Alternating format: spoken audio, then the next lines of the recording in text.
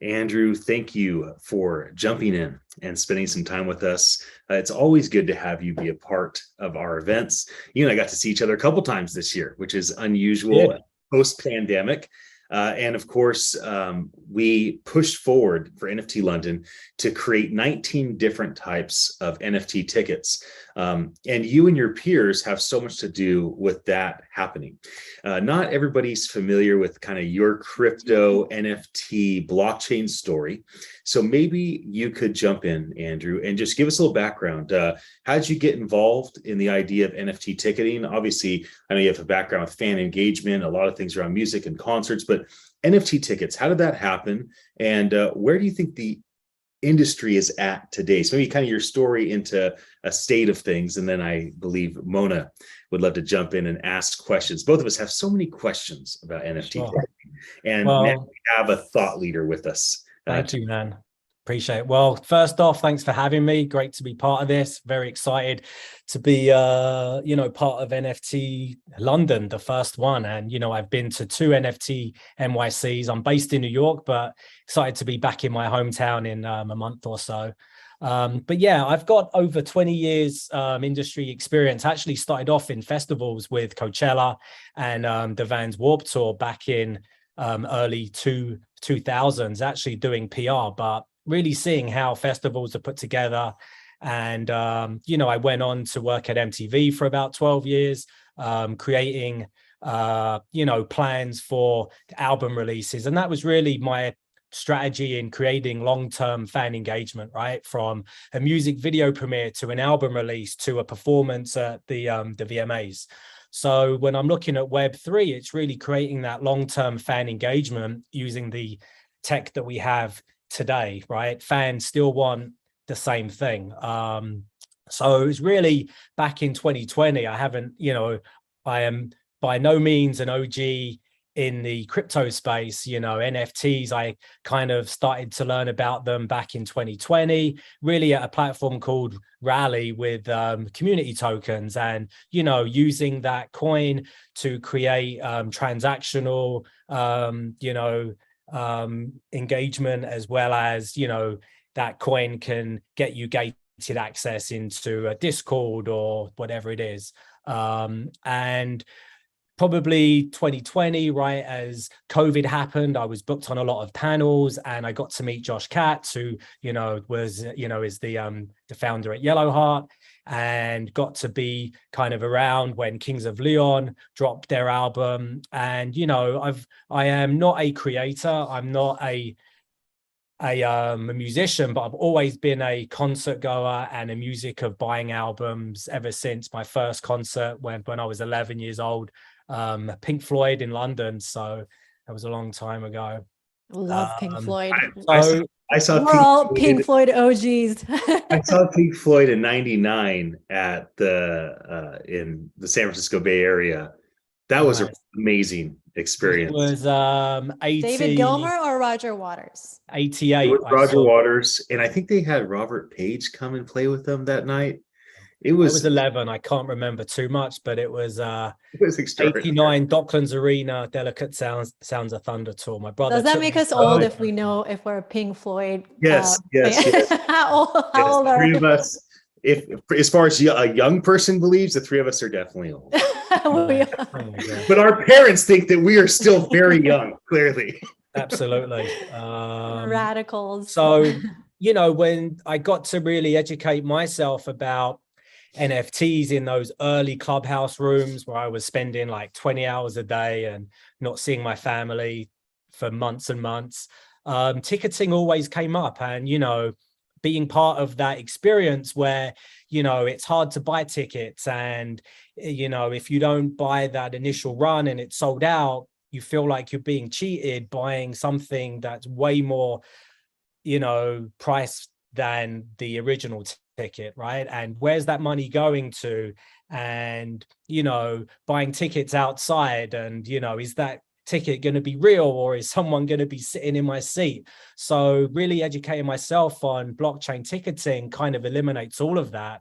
And that was all kind of talk back in early 2001, and really seeing a company like Yellow Heart really kind of, creating, tickets on the blockchain, proving kind of authenticity and eliminating scalping, and really was like, holy shit, that's, this is it, right? This is an industry that's never been changed that can be fixed, right? You're not creating something new with digital art.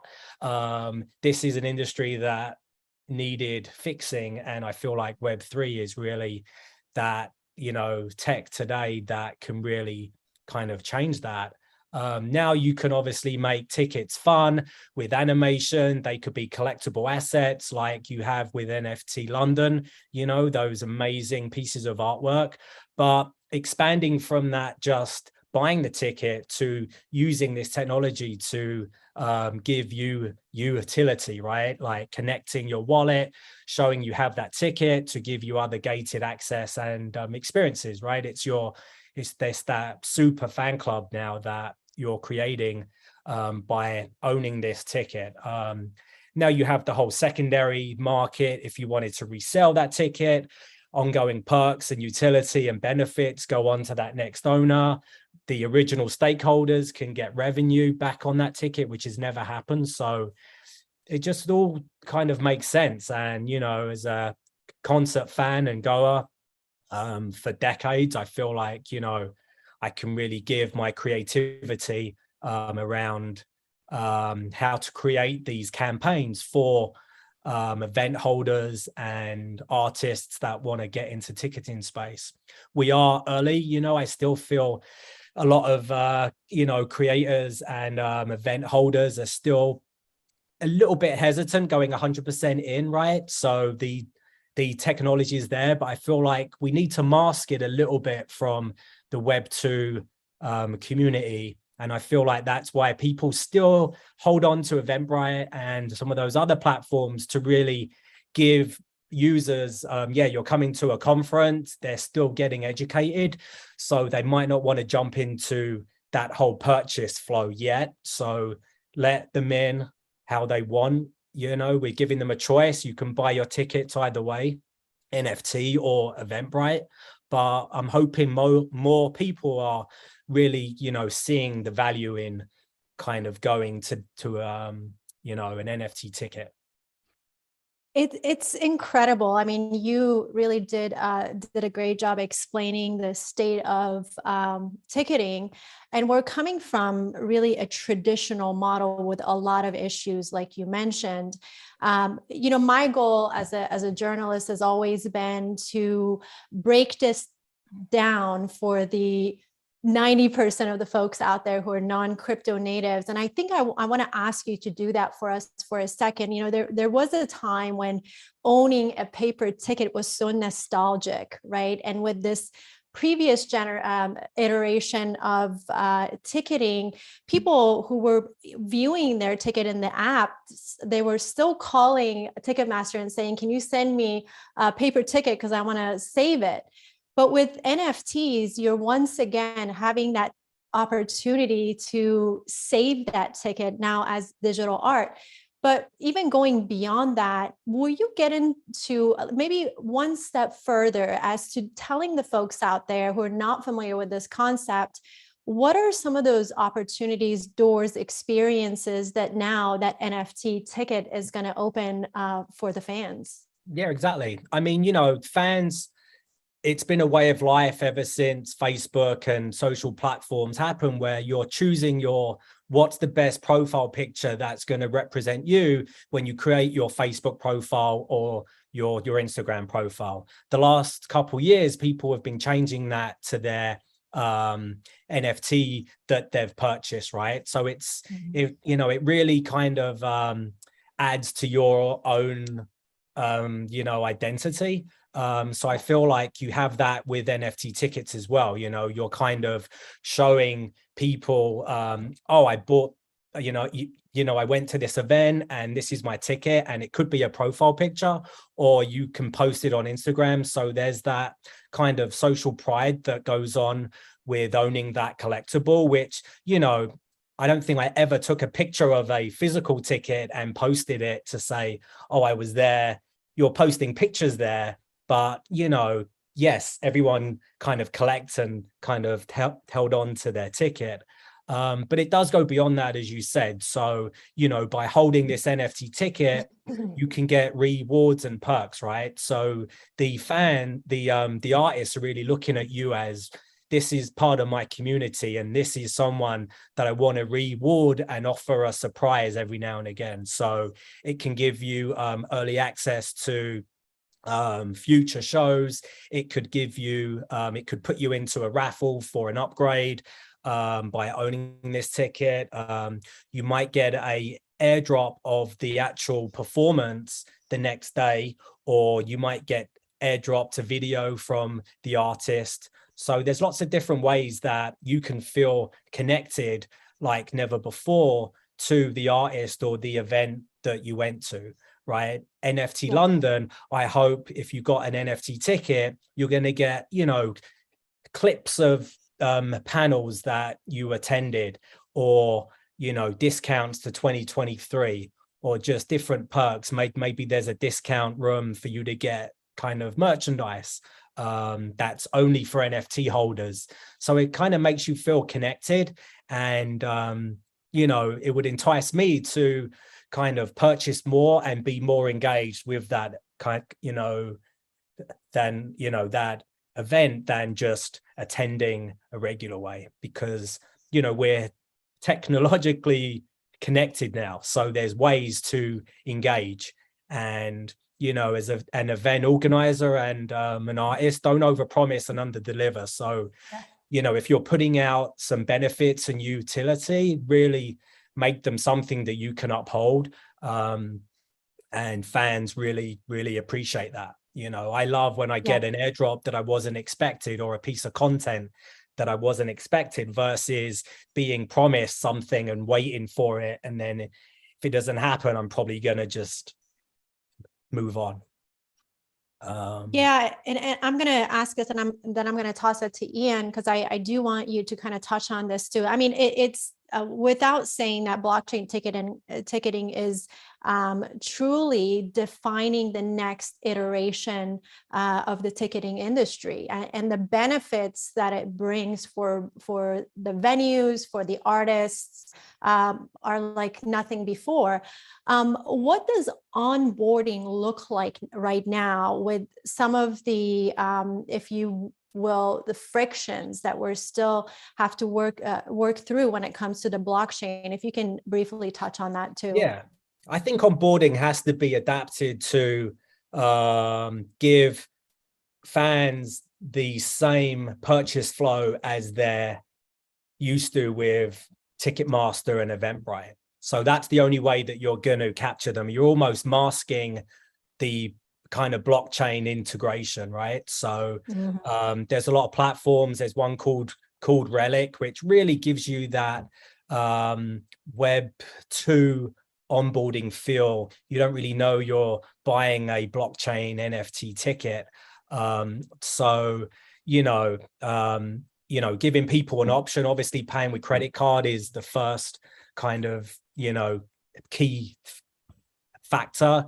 Also, you could connect a crypto wallet and pay with crypto, but really giving the user that kind of choice, but really mimicking and, the user flow that we are used to. So it's really important to, identify, existing platforms. I was involved in some startups that were building streaming platforms, and they based them off of Spotify, because 90% of the streaming population is used to navigating, building playlists, listening to songs, searching for songs a certain way. So if it's not broken, don't fix it, because you're really just going to confuse instead of onboarding. I'm going to make it simple. I'm going to share my screen to show some of what we're talking about around ticketing.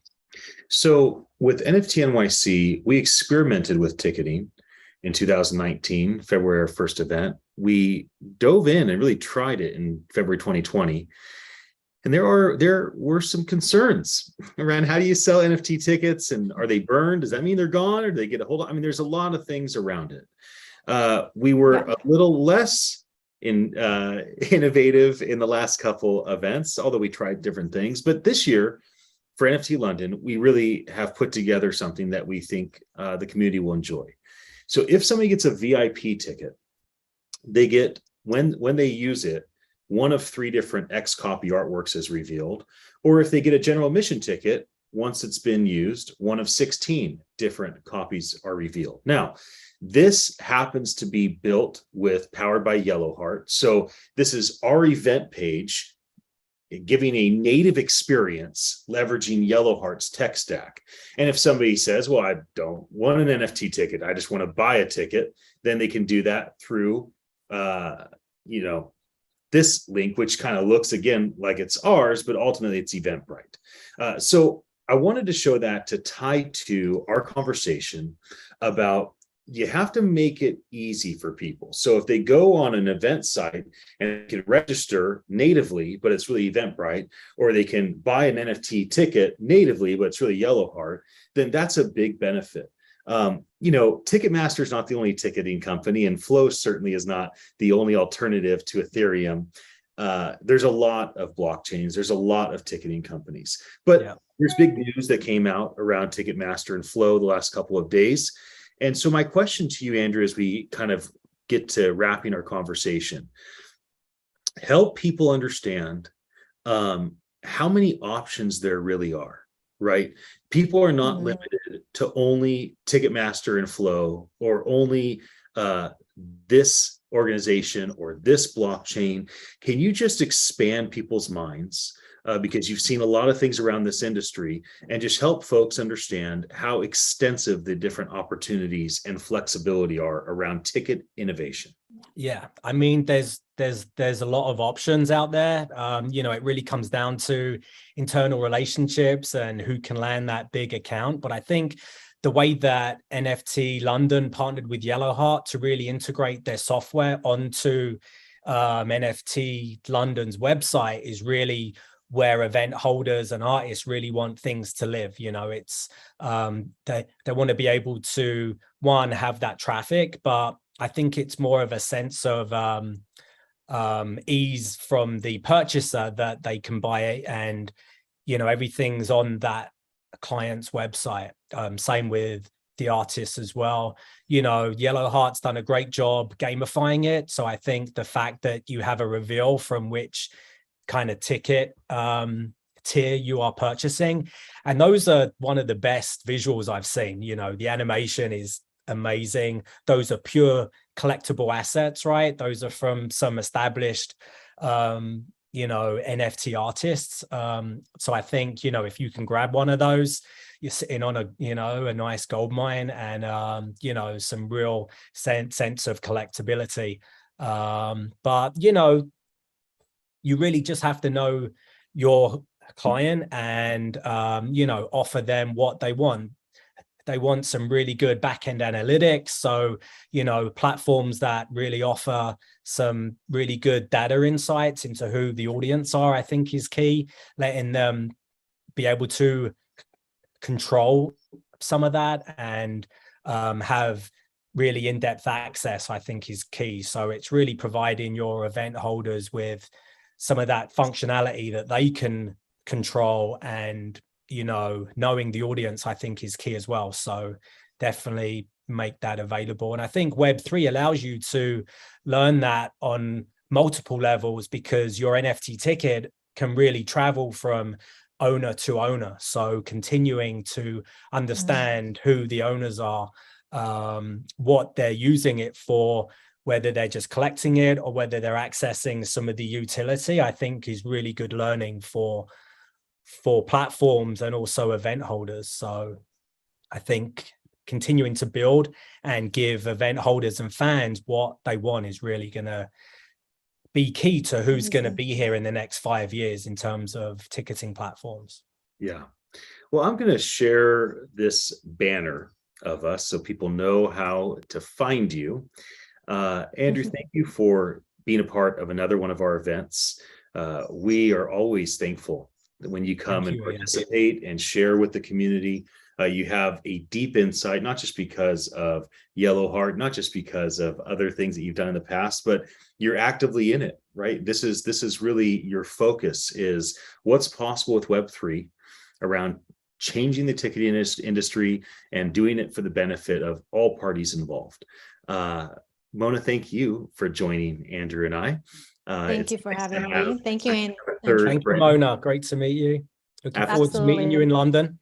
Yes, absolutely, and learning from your knowledge. There's a lot to talk about. I think we could have I'm still learning.